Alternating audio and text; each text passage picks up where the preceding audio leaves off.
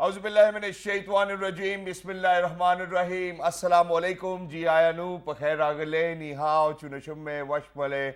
Ohai genzaimas. Guten Morgen. Hola. Boyor. Privyet. Kaifa hal? Hale shuma chatore. Ahlan wa sahlan. Marhaba. Buna. Mucho. Gracias. Swabia. Bhalli kireaya. Hosh Kalden, and thank you very much everybody for tuning into PTV World.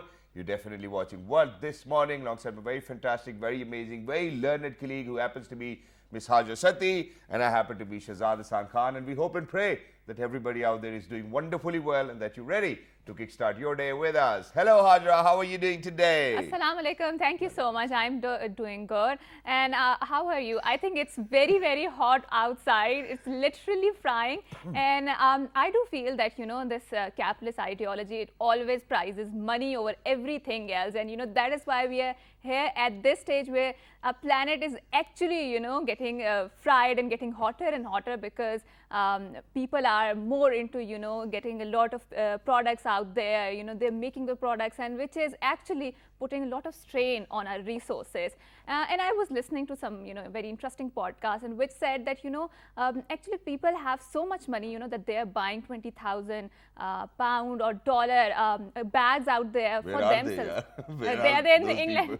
Okay. And whereas in Islam, if you have excess money, so there's this concept of waqf, where you can put your money in there and it can actually go into the society, and there's circulation of money in that. So, and I also feel that, we are getting very far away from the Islamic concept. That is why, we are having such kind of conditions, where there's a climate change, where there's so much pressure on the earth, and we have, just one planet to live on. You know what, but for somebody who actually had a very different theory yesterday, I don't know what actually happened overnight. Where you said that, it's the earth, and there is that time when, the carbon emissions will take place, and then the earth itself will eventually cool down. No, I was just, putting down a counterfactual argument, where there are a lot of climate skeptics. Ex-President Donald Trump was one of them, and they can actually back that up with the scientific facts, right? All right. So I just wanted that, So which team are you with? Of course, we humans are responsible for doing this. Of course, this is our mistake, for actually making our planet so much, strained, and our planet, we getting it more drier and hotter like that. Exactly, and thank you very much for saying that. And yes, obviously, I think money does contribute to it, and it's because of the fact that just yesterday we did discuss that 43% of the emissions come from the cars we drive. And imagine Pakistan being situated at a location geographically, ladies and gentlemen, where we might not be contributing quite a lot, but the impact is greater. We'll certainly talk about it, but just for 5 minutes, I went outside and I could actually see, we say it in Urdu, din mein tare dekhna, so there were stars right in front of my eyes, ladies and gentlemen. And I was like, hey, you know what, I'm not going out unnecessarily. And it was good to see that, there are a lot of people who think the way I was thinking. Everybody is just sticking to home, but please make sure that you look after all of those animals out on the streets or the birds. Make sure you put some cold water out for them, and that too under the shade as well. But very quickly, I have a very interesting question. And since we keep on sharing on PT Wall Screen a lot of monuments of Pakistan, so which of the monuments do you remember of Pakistan? Can you name a few? Okay, there are quite a few, of course, I can remember. There's Faisal Mosque, then there is, Star and the Boon thing at over here. Shakarpadiya. And then there's a, FC College, Foreman Christian College, there's Islamia College.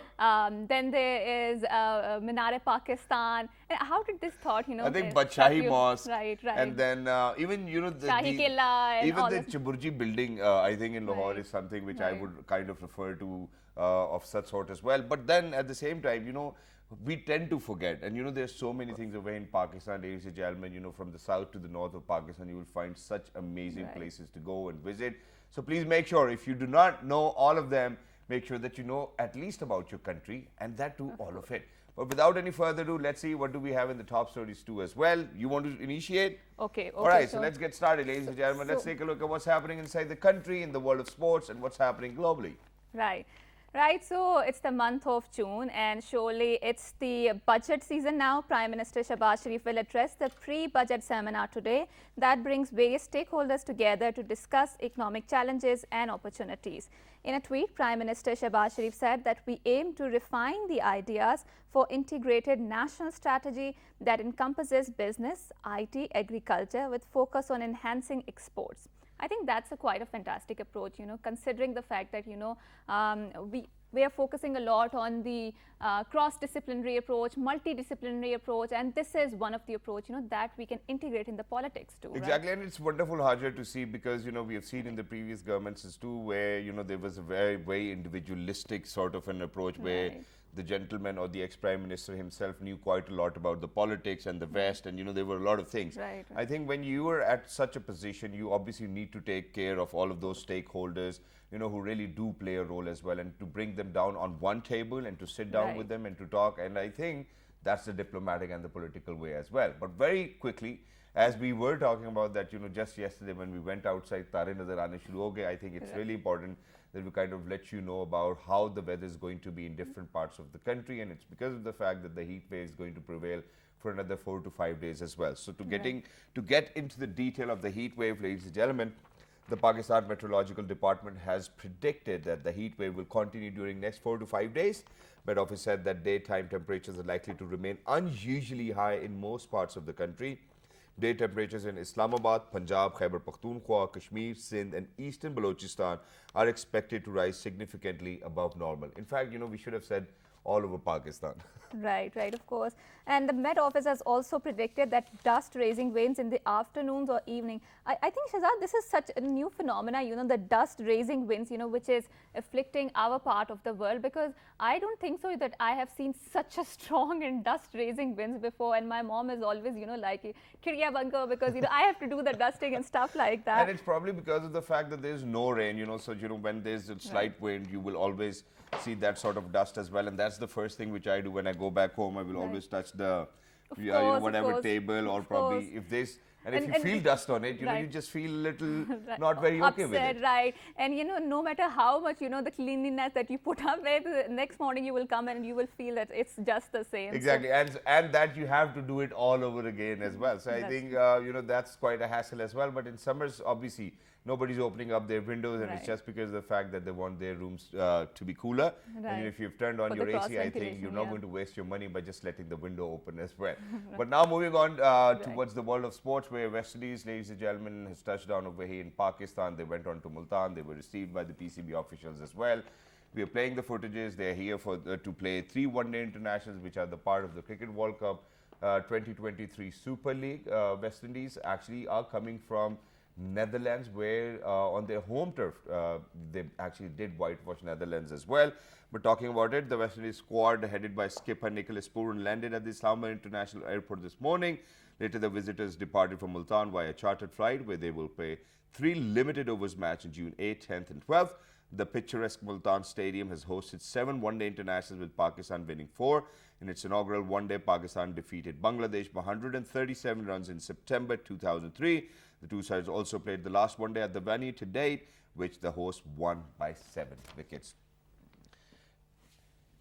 And to be very honest, I think Pakistan has actually got a chance over here to dominate the Cricket World Cup Super League 2023 points table as well, because if we defeat West Indies in all 3 matches, so we stand at 60 points, whereas when we talk about West Indies, they're at 80 points and at number 4 on the table. So by scoring, ladies and gentlemen, another 30 points, we will be at number 3. And I think to qualify for the Cricket World Cup 2023 Super League, you really need to be in the top 8. And I think it's going to be a good omen, but it's going to be really hot in Multan. I don't know how everybody's going to manage. So the match is going to start tomorrow at 4 p.m. in the Multan Cricket Stadium as well. It's going to be a day and night match, one-day international, 8th, 10th and 12th June respectively. Right. And also, Shahzad, so how our conversation is hinged around the concept of the climate change, and there's so many dimensions of it, and one of the important dimension is food insecurity or food security, right? And today is a food safety day, right? Yes. And so we have a very amazing report out there, so we would like you to go and have a look at that. Go ahead.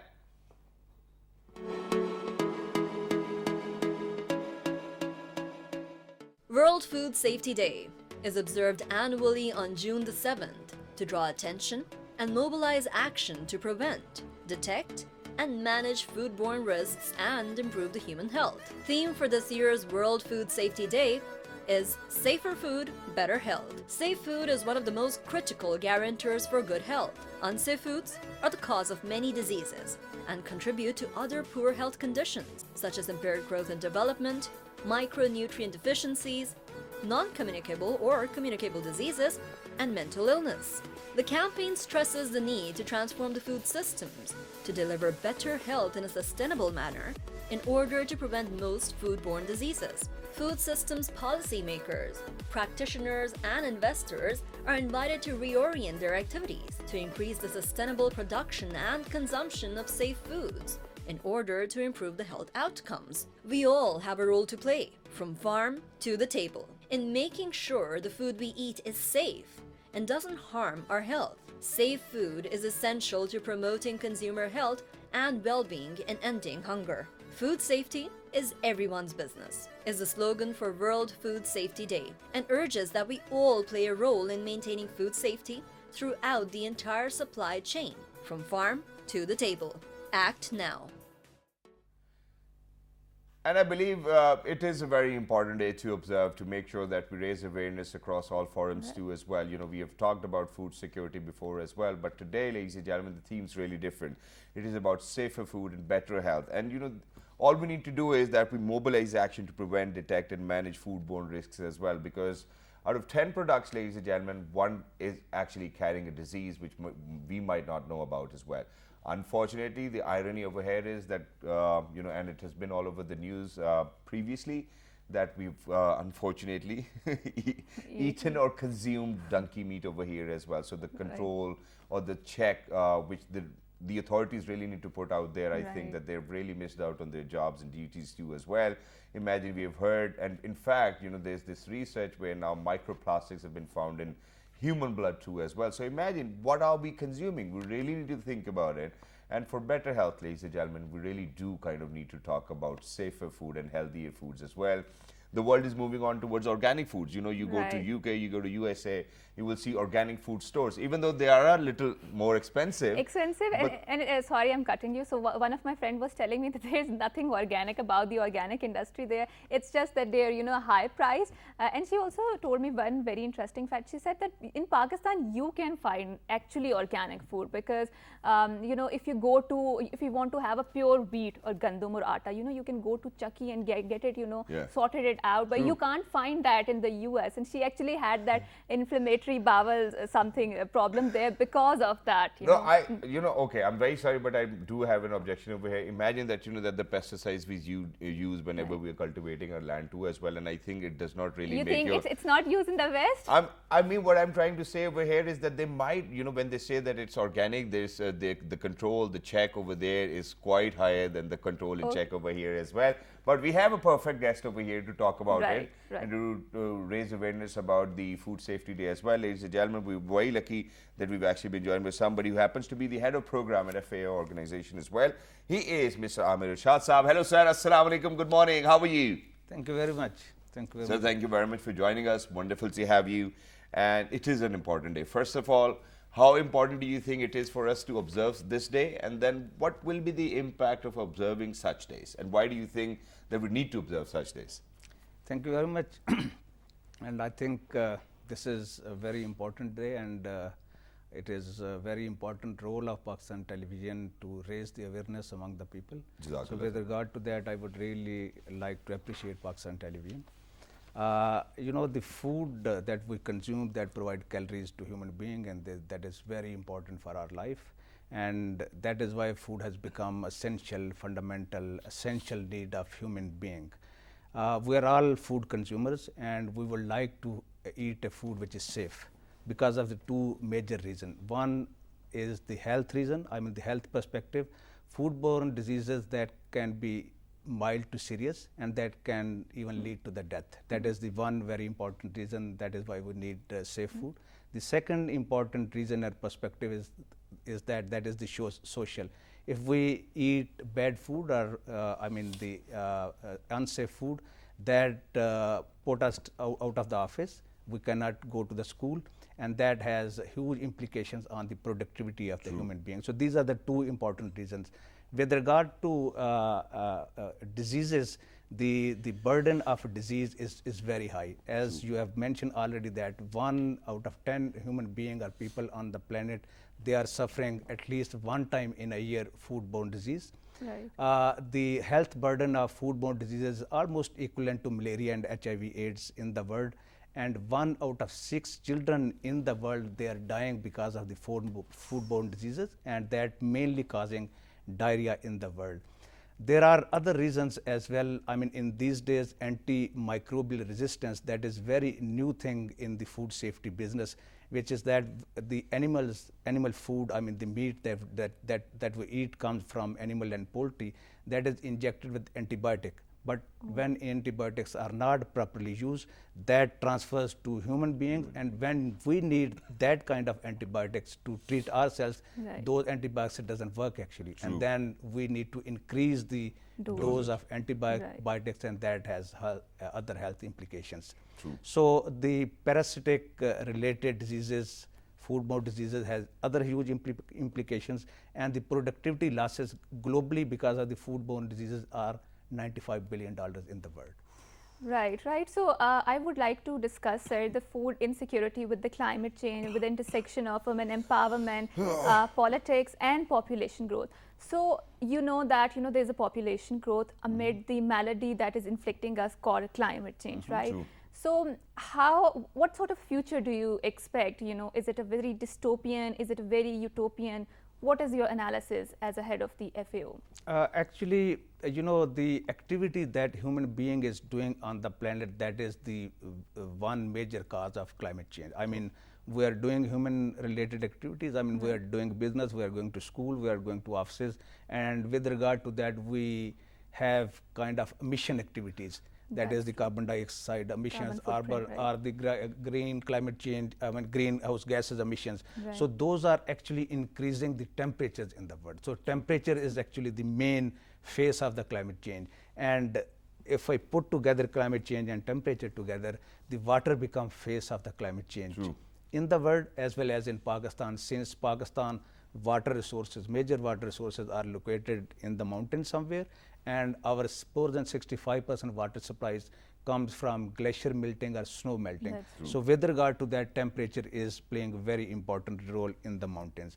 In plains, the crops that we are growing to meet our food needs, that we designed actually to perform or to give good yield in certain kind of climate or certain kind of environment. So when the optimum temperature, which is very useful to have a good harvest, when the temperature goes beyond that limit, the productivity and yield starts going down, and that affects actually the food security. So are you of the nation. optimistic about the future, or are you pessimistic about it, the way we are going? I mean, it is a conditional. I mean, the business as usual is not going to work. That we need to understand. Right. I mean, there was a time in the world that when the technocrats or the people or the scientists working in the climate change arena, they try to convince the politicians that climate change is a big issue. You need to do something. And as you have said in your introductory remarks, that some of the leadership around the world, they are not believing that. But now the situation is that, and I have seen and I have a discussion with the politicians that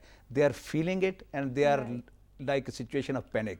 So the climate change phenomena is not far away. That has reached, and that has reached in Pakistan, and that has affected already a big productivity or yield losses to wheat in Pakistan. I mean, in this season, we were expecting like 30 million tons of wheat, whereas we harvested 26.5 or 4 million tons. All right. And sir, which is why, I think it is very important that on this World Food Safety Day, what we really need to ask is that, you've mentioned about the yield as well. Now imagine, so we've had different seasons for different crops too as well. And with climate change, I think we've seen the impact that the yield is coming out later in the year. If, for example, wheat was supposed to come out in June, just an example, we have seen that there's a delay in the yield of it as well. And then, let's talk about mangoes. We haven't received any mangoes, even though it's been too hot anyways.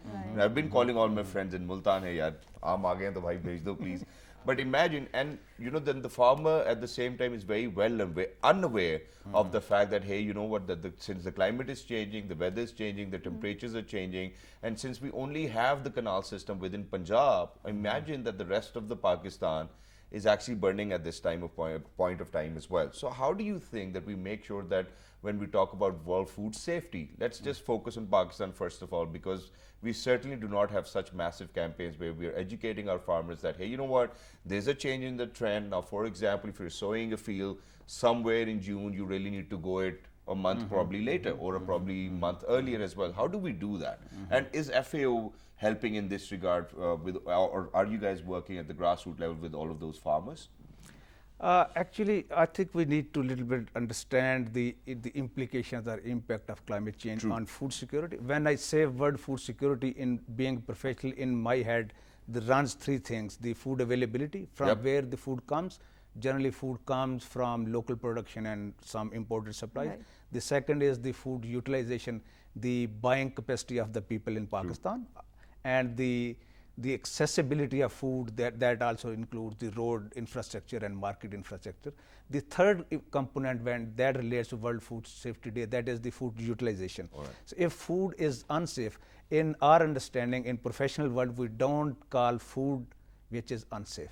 So that is the definition of food. Thank God. So with regard to climate change, I think there are not big issues on food safety, but food availability and food accessibility would become a major challenge all around the globe as well as in Pakistan. And especially in this year, I would like to make a point that Pakistani people, they get 65% calories from cereals and oil. Yes, these are the two major sources. I would not say that this is very healthy food eating habits, but these are the major sources. And we are really facing major problems with regard to supplies of these two items. One is the wheat. As I already told you, that Pakistan demand is around 30 million ton plus. We harvested 26 million ton. So that means there is a 4 million ton gap, and we need to import that. From where we will import? From Ukraine, from Russia, from US, from these markets which now have some degree of complexity with regard to the payment mechanism, with regard to shipments. That is the one thing. The second important thing is oil, edible oil, that I told you. And we mainly import edible oil from Malaysia and Indonesia. And we import all of it, not that we make any out of it. Our consumption is 4.5 million ton. Out of that, we only produce 0.4 million ton. You can imagine the degree of our dependence on other countries. So 80% oil comes from Indonesia, and Malaysia has banned its export to any country in the world. So that means we need to explore other avenues. And where are other avenues? In Ukraine. So that is a difficult situation. So that is the reason that in 2-3 months time, the edible oil per liter price has increased in Pakistan. This is for the household or consumer, but for the country, the import will be $3, $4, maybe $5 billion. And also $2 to $3 billion for wheat. So that means we are adding $2, $3, $4 billion of foodstuff import bills on poor economy of the country. And it's another burden as well. And sir, in addition to that, thank you very much for making us explain this wonderfully well in our audiences too. Now, what I wanted to ask was that, when we talk about such food insecurity, and in days to come, we have seen that, post-COVID, countries have been thinking that we really need to be self-sufficient and produce all of these things ourselves as well. With climate change and keeping all of these things in mind, for an economy based on agriculture, do you think it's going to be beneficial for them, but only if we increase our per acre yield too, number one? Number two, whose business is it, when we talk about food safety? Who's the one who's supposed to actually look after it as well? I think very important question, and that is very relevant to World Food Safety Day. The responsibility, number one, rests with the government. Obviously. Government of Pakistan. I will not talk government of Sindh or government of Punjab. It is the government of Pakistan.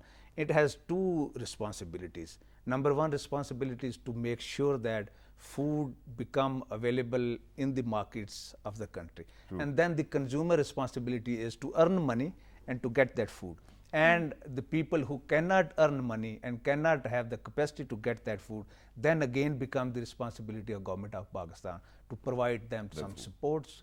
And that is also protected in our constitution. The people who cannot afford, who cannot make money, the government responsibility is to support them so that they can have food on their dining table. So that is one thing.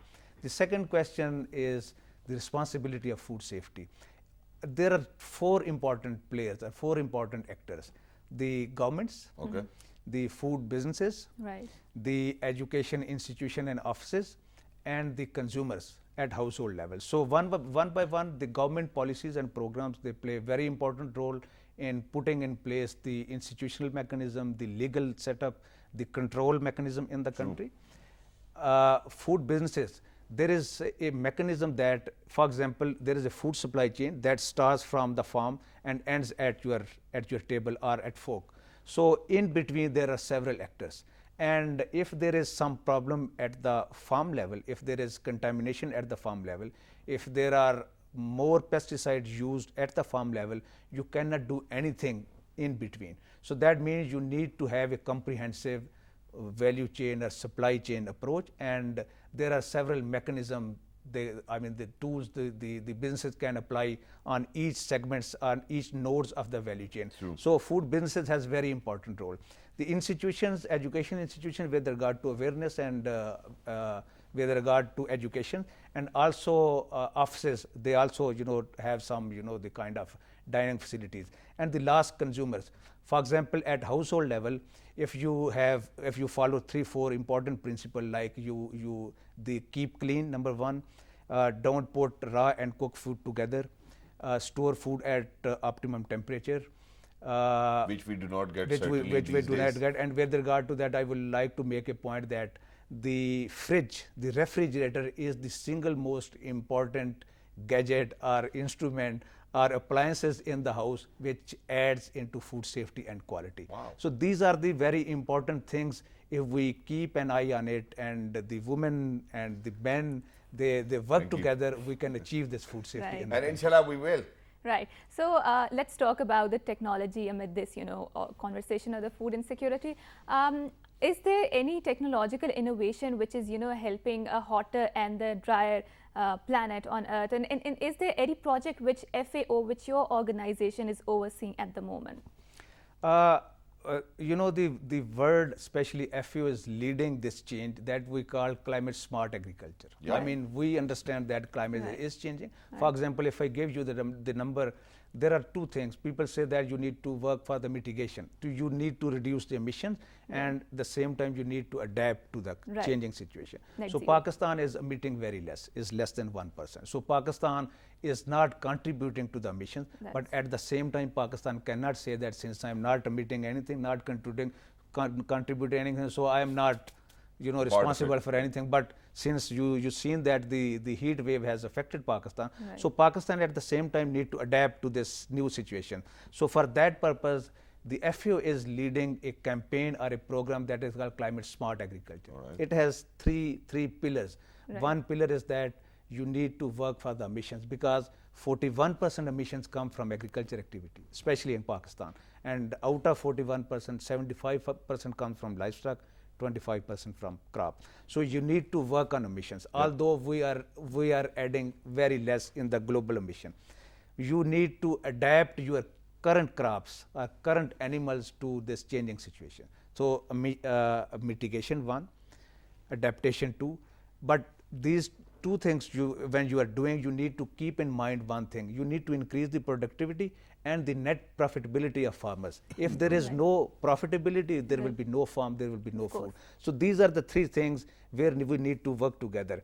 And in Pakistan, FAO is implementing a big project with $47.5 million in 5 districts in Punjab and 3 districts in Sindh. And the major purpose of this project is to work with the farmers, try to teach them that which are the good agricultural practices, which are the climate resilient water management practices. If you follow that, not only you can reduce the emissions, but you can increase your productivity, and at the end you can have good harvest or good, The results. The results, yes. And I think obviously, that's something which farmers are looking for too as Right. well, and where you said, and I think it was a brilliant question, Thank you. that, whether FAO is indulging Right. themselves into a Right. program as well when they spoke about it. And I think it's brilliant. We really need to kind of appreciate the initiatives taken by Food and Agriculture Organization as well. This drip irrigation these days, the per acre yield is increasing all over the world. I don't know why we're unable to do that too as well. We really need to work towards that. But sir, very quickly now I want to come down towards that dilemma and irony which we have faced while growing up as well. Now imagine that if I go back in time, when we really used to get our stomachs upset while we were eating outside was quite often. Then now, alhamdulillah, I think that the quality has gone better, but still we do have instances where people are injecting red color into edible food as well. For example, watermelons, that's what they're doing as well. We've seen onions made out of plastic. I don't know whether how authentic those videos are, but it's certainly a concern that, if something can trick you like that, unfortunately, you can even be eating it as well. Imagine, that we the cows are the same wherever you may probably go, but imagine, one district you go to, there's 50 rupees liter milk, then the other one you go to, it's 100 rupees liter milk. If the cow is the same, if the diet of the cow is the same, how do you think that we have such variations as well across border? Now imagine that, when we talk about food safety, I think this is the most important aspect. We do see DC rate list within Sunday bazaars and probably Monday or Tuesday whenever the bazaar is, but then nobody is following that. So imagine that there's this hegemony where people are trying to control the market by themselves rather than following the rules put in place by the government or the policy makers. How do we ensure transnationally that, hey, you know what, this is something which is for people, food is a basic necessity, you said even the constitution covers it.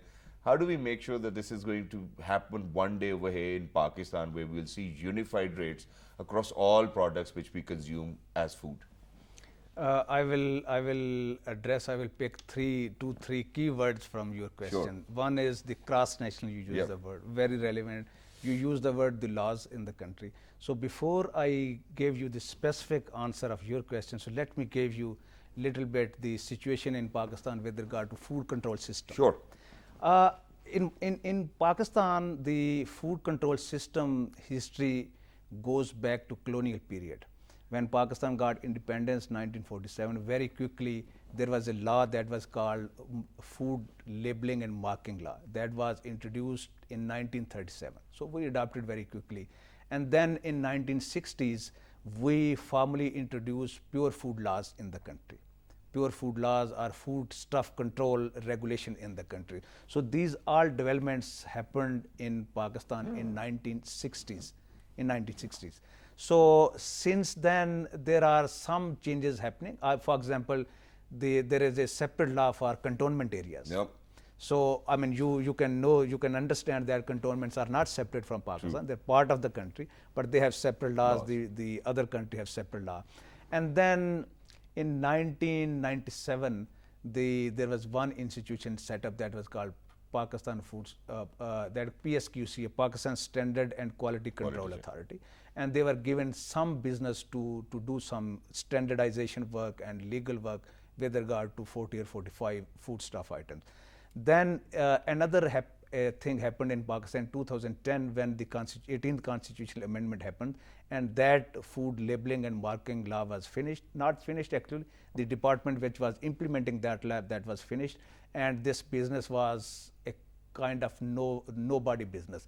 And in that situation, our assessment is that the institutions in Pakistan, both provincial as well as federal, they encroached in this space because nobody was operating in this area.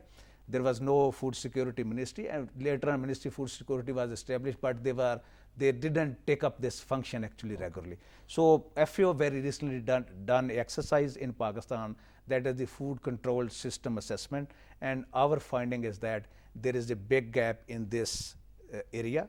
And in the meanwhile, the provincial governments, they introduced their food authorities.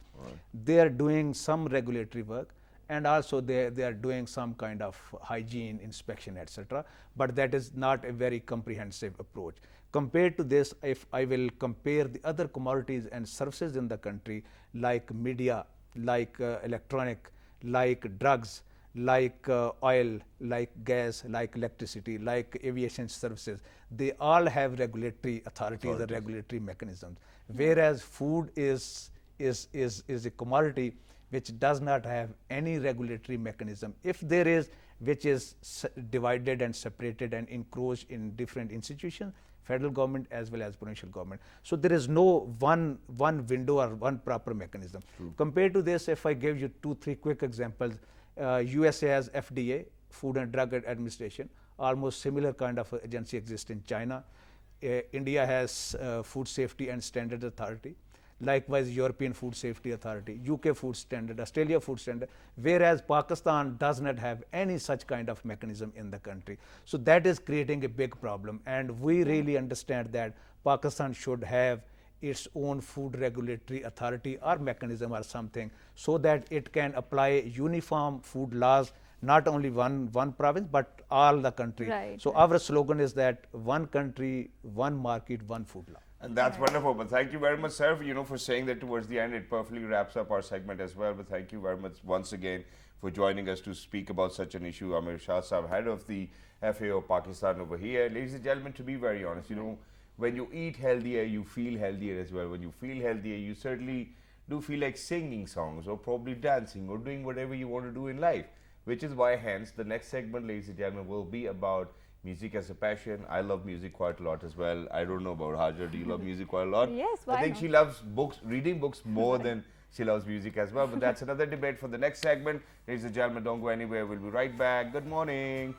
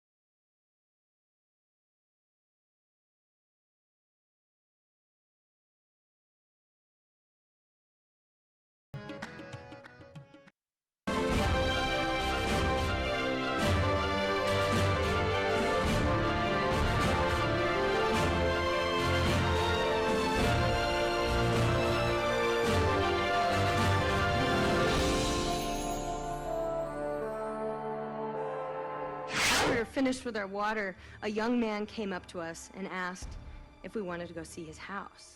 So we said yes. We followed him up a rocky stone path to a small house with a tin roof. The father invited us inside and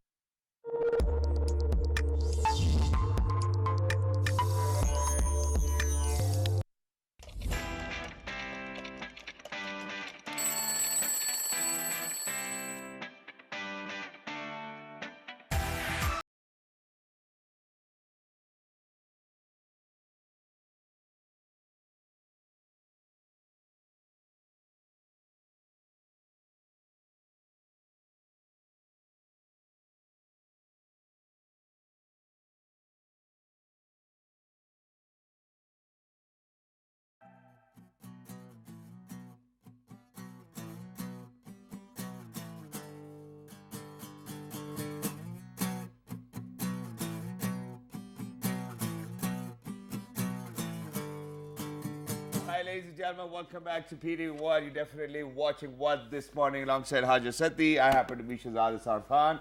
And as we said, when you are healthier, when you eat healthy food, you feel like dancing, you're on top of the sky, and you make sure that every single day you're going to make that positive impact in your and the people around you's life as well. So, which is why we're very lucky that we've actually been joined by somebody who happens to take music more seriously than food. Right. Right, that's a good thing, no? Because I do feel that, you know, music makes your soul grow sometimes and gives you a very good inspiration, right, Shahzad? Yep, exactly. Which is why are you going to introduce our guest, whose guitar I'm playing? Right, right. So we have with us an emerging singer and passionate singer, Anzik Majid. Assalamu alaikum and thank you so much for coming on the show. Absolutely perfect. Thank you very much, Anzik, for joining us. Wonderful to have you. First of all, I wanted to give you your jewelry you can give back. me that back. You know, this is something which is very important. Please Thank sit you, down. thank you. Thank you very much for joining us. So, Anzik, you know, you have a massive fan following all over the internet as well. Alhamdulillah, more than 60,000 followers who follow you every single day. Make sure that they get to listen to whatever you play. So, how did you yourself get into music? And what are the predominant themes, you know, which are in your songs? Actually, I'm more into romantic songs and love songs and everything. Right. And the way you dress, it's very evident. Yeah, thank you very much. Yeah, Thank you. mashallah. I think that was a compliment, right? It is a compliment. Why are you even thinking about it? I've been following many different like international artists at the start, but then I was shifted to local artists. Mostly I've been following Atif Aslam, Ali Zafar, Rahat Fateh Ali Khan Saab, and all those. So why do you think that there was a shift for you? You know, because these days people talk about Ed Sheeran, Sia, or you know, Drake, and then obviously we come down to the line. There's a list of rappers these days: Bohemia, Youngsters away in Pakistan, Hassan Raheem, and the music and the dimensions of music are changing these days. You know, it's more electronic, it's lesser acoustic, and it's lesser live too as well. So why was there a shift for you? From where you had different role models to coming down to Pakistani musician role models? Actually, as I'm a local person, so I have to see what local people are more into. Right? People are more into EDM and everything. I know that, but I know my vocal as well. I cannot rap. Okay. I can sing. So I mean, for somebody who can sing, they can for sure rap. But people who can rap cannot sing. You know, that's something for sure too. That's a good point. I like that. Exactly, which is wonderful. I think what we really need to do over here, Anzik, is that we want you to kind of sing us a song. Yeah, you know, sure. Why not? We want our viewers out there to kind of feel great about themselves and, you know, kind of enjoy the music you as make. I said, I do more of romantic numbers and everything. So this one would be a romantic. You're doing romantic numbers, you know, and we love that, you know. So let's go. Let's take a listen to a romantic number earlier in the morning on a very hot day. I don't know how much romance is left. A hot number on a hot day. Please go ahead. कब से आँखें मेरी राह में तेरे बिछे भूले से ही कभी तू मिल जाए कहीं भूले ना मुझसे बातें तेरी भीगी हैं हर पल आँखें मेरी क्यों सांस लूं क्यों मैं जीऊं जीना बुरा सा लगे क्यों हो गया तू बेवफा मुझको बता दे वजह तेरे बिन मैं यूं कैसे जिया तेरे बिन Please continue. I can continue with भीगी भीगी रातों में फिर तुम आओ ना ऐसी बरसातों में आओ ना. Ah, that's wonderful. I think over here what we really need to do is we really need to ask for Bhigi Rate to come in the first place. Because that's something which we are not witnessing these days at all. You know, so Bhigi Rate, please tum aao na. I think that's something which we are calling out for as well. It's wonderful. But you know, when we speak about music, when we talk about people being passionate about music, they would certainly want to write their own lyrics and then compose their own music as well. And even though that, you know, you actually sang songs which are sung by some most popular singers as well. Are you working on your own singles as well? Yeah, I have released around 4 singles. Wow. 3 locally and 1 internationally with an international brand. So it's happening. But Tell us about it. Tell us about the yes. one you released with an international brand. It was first released in Pakistan. Okay. Right. But after 3 to 4 years, an international brand across globe, like they wanted me to release that from their label. So I've been working with them from last 2 years. And the title of the song was Zid Hari, right? Zid Hari, right. So why don't you share Zid Hari with us and our viewers out there in 46 different countries? Yeah, I can just Sure. sing 2-3 lines of it. Why 2-3 lines? Why not the entire song? Don't you remember your songs? I do remember, but I don't remember the chords of it. Okay, it's all right. Go ahead, sing us the Zid Hari song, ladies and gentlemen, which has been released worldwide, internationally. Unzik is making waves too as well. So let's go. Let's take a listen. आजा सजना मैं जिद हारी हार के बह गई कसमां सारी आजा सजना मैं जिद हारी हार के बह गई किस्मत सारी Wow. Aja Sajna मैं जिद हारी हार के बह गई किस्मत सारी हार के बह गई किस्मत सारी. It's different. And have you written the lyrics yourself as yeah, well? it was done by me and a lyrics writer Asad he And that's very important at the same time. But when we come down to music composition, we do have a lot of amazing music producers. Let's talk about Shani Arshad. Let's talk about Ali Mustafa. So we have had some brilliant music producers who've given us some enormous hits as well. So for the likes of you working with any music producer, maybe Sarmad Ghafoor Saab as well. So who would you want to work with? I would love to work with Samad. Okay. He's the Everybody loves to work with him. Yeah, Sarmad Ghafoor happens to be the producer and the he's composer living for in Atif Islamabad, Aslam as well. so yeah, we can work something out. Exactly. So after that, I would love to work with Rohel. Rohel Saab, Right. yes. And Rohel Zulfi. Hayat, Coke Studios, Zulfi. Exactly. All those big names. That's wonderful. And you even participated in a reality show named Pakistan Idol, and you Yes, ended up in top 50 contestants as well. What took you over there and what was the ambition behind it? Yeah, it was just that I wanted to go for it. I did that, and we waited in queue for like 15 hours. All right. So it was like 4,000 to 5,000 people waiting for Exactly. the auditions and everything. Many went back and thought this is all a fraud and everything, but it was all genuine. And you sang a Sajad Ali song, right? yeah, I sang like Sahil pe Why didn't you sing it for us? khade हो तुम्हें क्या गम चले जाना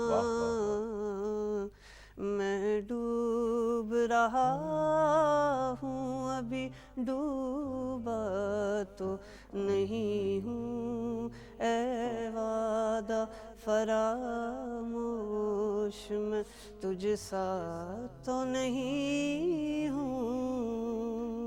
Wow, that's brilliant, Unzik, and we certainly want to wish you best of luck for your future endeavors as well. We will always be here to extend support to all of those talented musicians, people, athletes, whoever's out there who needs support, we will be always there. Thank you very much once again for being with us. But very quickly, I think it's really very important for me to ask my amazing colleague over here whether she believes in music or not, because I think music changes your mood, right? Of course it does, and I do listen to songs sometimes, and sometimes it's very uplifting, but mostly I go for the reading or listening, to No, but other than uplifting, have you ever been in that transition where one day you're just listening to some sad songs and all of a sudden there's just tears coming down your cheeks as well?